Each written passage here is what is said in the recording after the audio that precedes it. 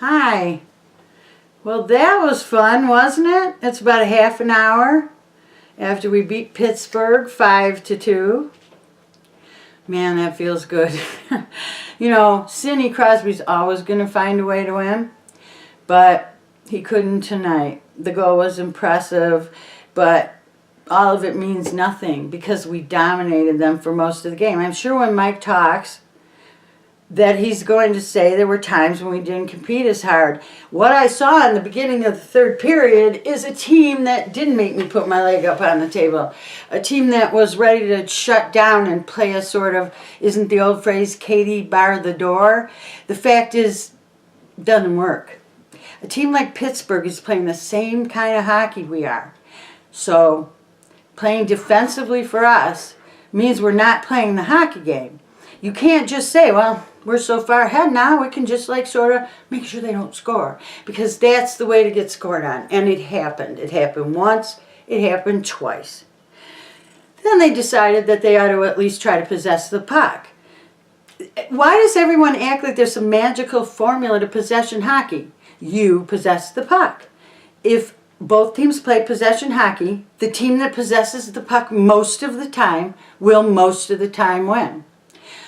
We were outshot very seriously tonight, but what's more interesting, because we did get the lead so early, and that sort of takes away that need to make the biggest offensive moves. I'm not saying you should open up to a full game like you would if you were behind by 3 goals. You shouldn't stop playing from the way you always do when you're 5-on-5. And for periods of the first and second period, we dominated Pittsburgh. Unfortunately, there were periods of the second and third period and the first 5 minutes of the game when we wouldn't have dominated anybody.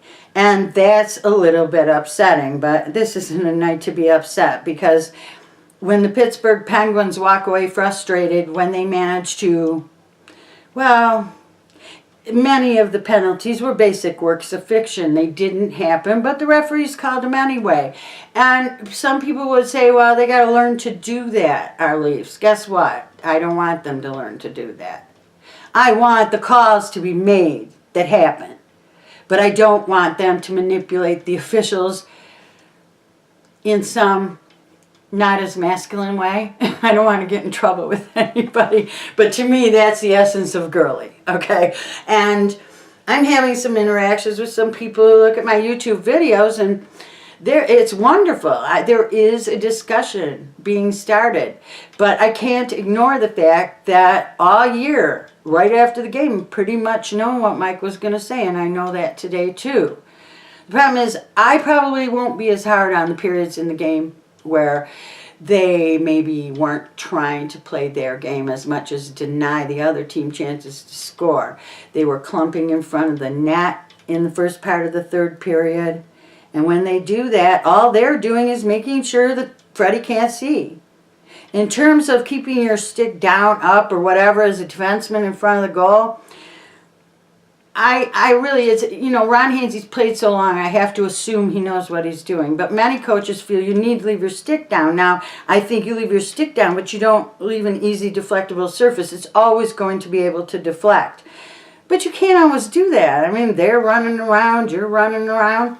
And so, unfortunately, the second goal basically went off Hainsey. And that's fine. What happened next was not surprising. Having dominated us, they decided with over 3 minutes to go to pull the goalie and play 6-on-5. I thought, you know, the way we killed those penalties, we should be able to play 6-on-5. But at first, that was not what happened. And another, you know, I mean, they can't continue to think that they're done now, they can go home, they can't come in and wait even 5 minutes to start the game. Profound damage could have been done in that 5 minutes. And I know Mike's not going to like any of that. He may not say it to the press, but he's definitely not going to say they played a perfect game. They played very well. They competed the way they should. They made sure there was such great transitional game going on at periods. I thought, you know, that the Pittsburgh Penguins were actually learning something new. Certainly Naz always plays well when he's playing the big players. It seems to be something he lives for, and that's one of the reasons you're never going to hear me criticize Nazem Kadri. But honestly, I very rarely criticize any of the players because I understand where it comes from, and I understand what goes through your mind. And the mindset is always supposed to be, even if you're 4 goals ahead, that you play like you're behind. But nobody ever does that. The teams that rarely can do that are playing at such a high level. We still have some times when we're not making the right choices, when we're looking too much to what the immediate goal is instead of what you're going to do between the next 3 moves.